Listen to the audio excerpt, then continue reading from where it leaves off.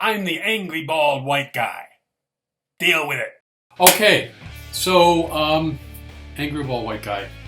What I'm going to do is I'm just going to present some figures, and I'm not going to make a statement one way or another about these figures as far as the COVID-19 virus is concerned. I just want to give you some information in a different way, okay? Because nowadays they're talking about mortality rates, and they're talking about curves, and they're talking about a lot of different things. And I just wanted to kind of reverse engineer them and put them in a different light. Your chance of getting the virus percentage-wise is low. However, I don't want to give you the false sense that, hey, I'm not going to get the virus. Yeah, if you're stupid and you don't do what they're telling you to do, is wash your hands, distance from people, all those things. Yeah, your chance goes up.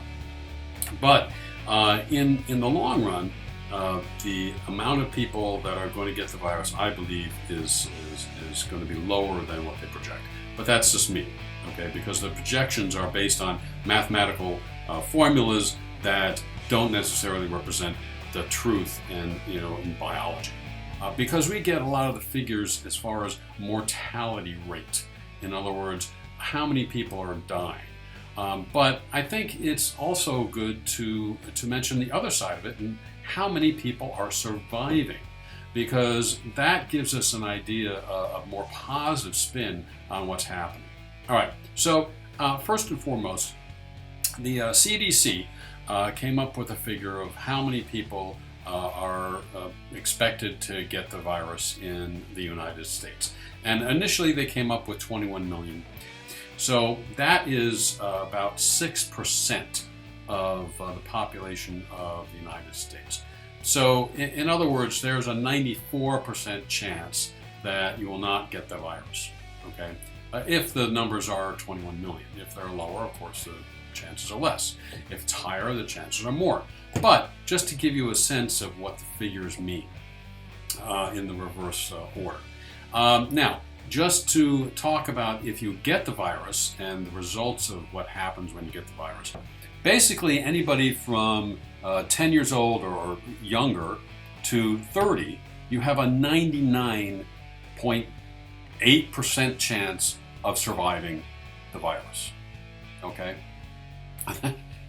That's like almost nil. Like, you're going to be okay. Now, the older you get, okay, it goes down. If you're 50 or more and you're healthy, okay, you're pretty healthy. I mean, we all have something going on when we get older. But if you're 50 or more, your survival rate is 98.7%. If you get the virus. That's if you get it, and there's a 94% chance you won't. Now, okay, so if you're over 60 and you have health problems and you have underlying conditions like diabetes and respiratory illness and things like that, okay, your chances go down, all right, but it's still at 89.5% survival rate. That's the survival rate. 0.5%. 89.5% of surviving the virus. Okay? And I'm not saying that, you get the virus, everything's going to be fine. It's a nasty virus. It's a nasty virus, and it's not fun. It's not an experience that you want to get. But the chances of you getting it are very small. Do all the things that they're saying to do. Wash your hands. Don't touch your face. Stay your distance from people until this is over. Okay, fine. Do that. Because that's going to lower your chance of even further of getting the virus.